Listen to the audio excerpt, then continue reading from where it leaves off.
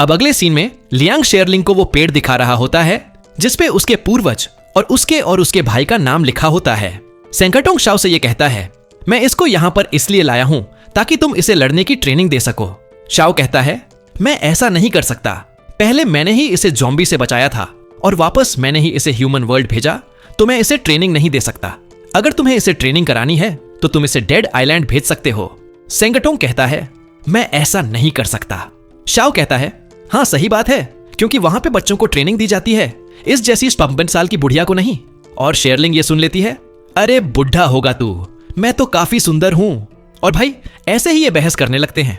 सेंगटोंग को समझ नहीं आता कि वो बोले क्या, पर वो शाओ से कहता है, तुम्हें अभी के लिए इसे यहीं पर रखना होगा, भले ही तुम इसे ट्रेनिंग ना दो, क्योंकि ह्यूमन वर्ल्ड में किंगडम ऑर्गेनाइजेशन इसके पीछे पड़ी हुई है। ये सुनकर लियांग और शाओ काफी ज्यादा शॉक हो जाते हैं।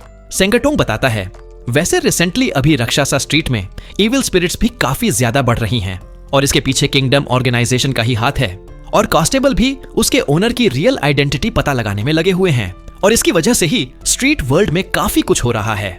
शाओ कहता है, स्ट्रीट वर्ल्ड में कुछ भी हो, लेकिन मैं रक्षासा स्ट्रीट का जनरल हूं तो मैं इसे ही प्रोटेक्ट करूंगा और वैसे भी मुझे इसका नौकर बनने की जरूरत नहीं है। यह सुनकर शेरलिंग काफी ज्यादा चिढ़ जाती है।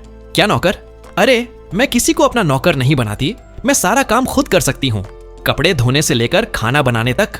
ओह, तुम्हें खाना भी बनाना आता है और कपड़े धोना भी, तो तुम मेरे काफी काम आ सकती हो। और अगले सीन में हम देखते हैं वो लोग इसे अपने घर का नौकर बना देते हैं। और भाई शाओ तो यहाँ पर पूरी मालिक वाली फील ले रहा था। वो शेरलिंग से घर के सारे काम करा रहा था और वो अपने भाई को ये सब रोकने के लिए कहता है, लेकिन भाई शाओ उसकी नहीं सुनता क्योंकि उसे शेरलिंग को सताने में काफी ज्यादा मजा आ रहा था। अब वो शेरलिंग को बुलाकर ये कहता है, ये लो मेरे स्कूटर की चाबी पर, कल से तुम्हें डिलीवरी करने के लिए ह्यूमन वर्ल्ड भी जाना होगा। लियांग अपने भाई को समझाते हुए कहता है, हम इसके साथ ऐसा नहीं कर सकते क्योंकि ह्यूमन वर्ल्ड में इसे काफी ज्यादा खतरा है। और भाई साहब साफ साफ बोल देता है, अरे मुझे उसकी कोई भी दिक्कत नहीं है, वैसे भी ये हमारे खर्चे पे नहीं पल सकती क्योंकि ये काम कम करती है और खाती ज्यादा है और मेरे पास इतने पैसे नहीं है कि मैं इसका खर्चा भी उठाऊं, तो इसे काम तो करना होगा।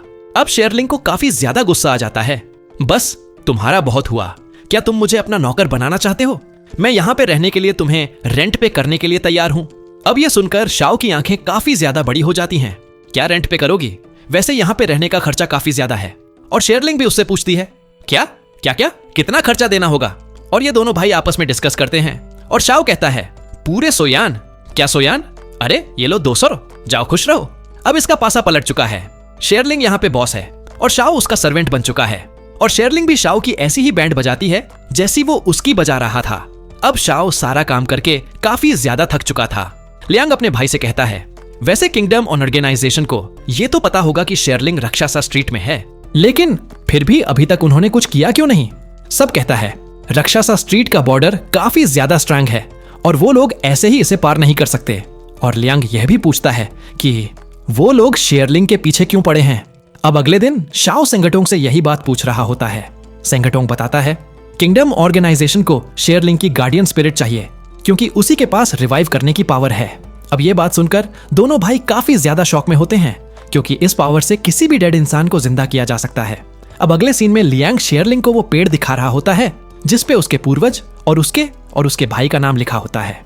सेंगटोंग शाओ से ये कहता है, मैं इसको यहाँ पर इसलिए लाया हूँ ताकि तुम उसे लड़ने की ट्रेनिंग दे सको और एक बार वो अपनी गार्डियन स्पिरिट को कंट्रोल करने लग जाए तो फिर तुम उसकी रिवाइव पावर का भी इस्तेमाल कर सकते हो। और सेंगटोंग ने ये किस लिए कहा, ये तो हमें आगे पता लग जाएगा।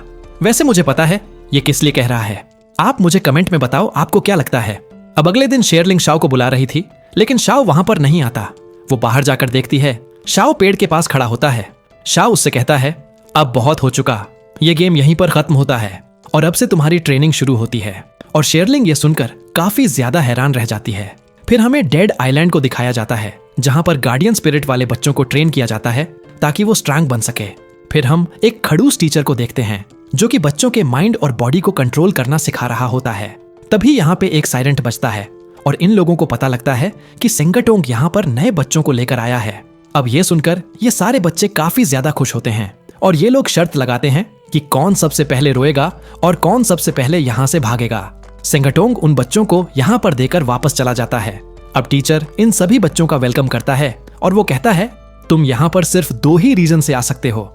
या तो तुम यहाँ पर किसी स्ट्रीट जनरल की रिकमेंडेशन पे आए हो, या फिर तुम एक अनाथ हो जिन्हें कांस्टेबल के कहने पर यहाँ पर भेजा गया है। फिर हम यहाँ पे एक मिस्टीरियस बच्चे को देखते हैं जो कि ऊपर से इन्हें देख रहा होता है, और वो शाओ को ही देख रहा था क्योंकि शाओ बाकी बच्चों में काफी ज्यादा सीरियस लग रहा था। अब टीचर इन बच्चों को रूल्स बताने लगते हैं। यहाँ पे तुम्हें काफी मेहनत करनी होगी और अच्छा रिजल्ट आने पर कांस्टेबल तुम्हें एक स्ट्रीट का जनरल बनाएंगे, और अगर ऐसा नहीं हुआ तो 18 साल होने के बाद हम तुम्हारी मेमोरी और सारी पावर्स को मिटाकर तुम्हें ह्यूमन वर्ल्ड में छोड़ देंगे। शाओ काफी गुस्से से टीचर को देखता है और वो यहाँ से भागने के लिए पानी में जंप लगा देता है। टीचर कहता है, मैं तुम्हें एक चीज बताना भूल गया। जैसे कि तुम सभी को पता है कि यह जगह काफी ज्यादा स्पेशल है, तो यहाँ पे जितना भी पानी है इसमें गिरने के बाद ये तुम्हें उसके बॉटम तक लेकर जाएगा, भले ही उसमें कितना बड़ा स्विमर क्यों ना हो। और ऐसा ही होता है। शाओ काफी तेजी से पानी के अंदर जा रहा था, लेकिन टीचर उसे बचा लेते हैं। अब कुछ बच्चे शाओ को घेर लेते हैं और उसे बुली कर रहे थे। तुम्हारी वजह से हम अपनी शर्त हार गए। अब शाओ ह्यूजन को बाहर बुलाने की ट्राई करता है, लेकिन वो ऐसा नहीं कर पाता, जिसके बाद बच्चे उसे मारते हैं और उस पे काफी ज्यादा हंसते हैं। डेड आइलैंड के चारों तरफ एक ऐसी दीवार बनाई गई है जिससे कोई भी स्पिरिट यहाँ पे समन नहीं हो सकती। तभी वहां पे वो साइलेंट बॉय आता है। ये देखकर वो बच्चे शाओ को मारना रोक देते हैं और साइलेंट बॉय से कहते हैं, तुम यहाँ पर क्या कर रहे हो? इस चक्कर में मत पड़ो, क्योंकि तुम्हें बचाने के लिए तुम्हारा भाई भी यहाँ पर नहीं है। तभी हम देखते हैं ये लड़का काफी तेजी से इनके पीछे आ जाता है और इसके पास 3 गार्डियन स्पिरिट थी। अब ये देखकर उन बच्चों की फट जाती है, क्योंकि जिसके पास भी एक से ज्यादा गार्डियन स्पिरिट होती है उसे वॉरियर बॉडी के नाम से जाना जाता है, और वो काफी ज्यादा स्ट्रांग होता है। और ये साइलेंट बॉय शाओ को बचा लेता है, लेकिन शाओ भाई अपने एटीट्यूड में था, पर वो इससे सही से बात नहीं करता। मुझे तुम्हारी मदद की जरूरत नहीं थी, मैं इनसे खुद निपट लेता।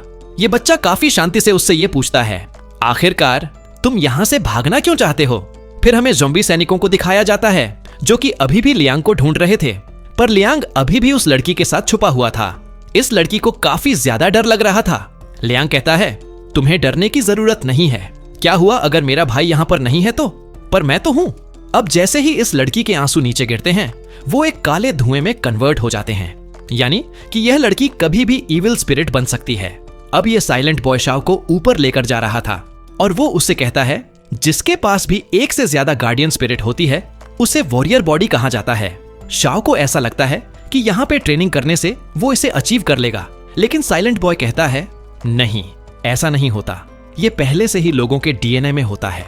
और शाओ उसे बताता है, मैंने गलती से अपने छोटे भाई को एक खतरनाक जगह पर छोड़ दिया है, तो अब मुझे कुछ भी करके उसे बचाना होगा। जिसके बाद अब ये लोग टॉप पर पहुंच चुके थे। ये साइलेंट बॉय शाओ से कहता है, यहां से जंप कर दो। शाओ कहता है, क्या तुम पागल हो गए हो? क्या तुम मुझे मारना चाहते हो?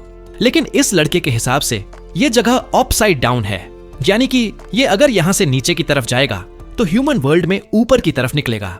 और साइलेंट बॉय इसे ऊपर इसीलिए लाया होता है क्योंकि अगर ये यहां से कूदेगा तो ये काफी तेजी से बॉटम तक पहुंच सकता है, जो कि रियल सरफेस है ह्यूमन वर्ल्ड का।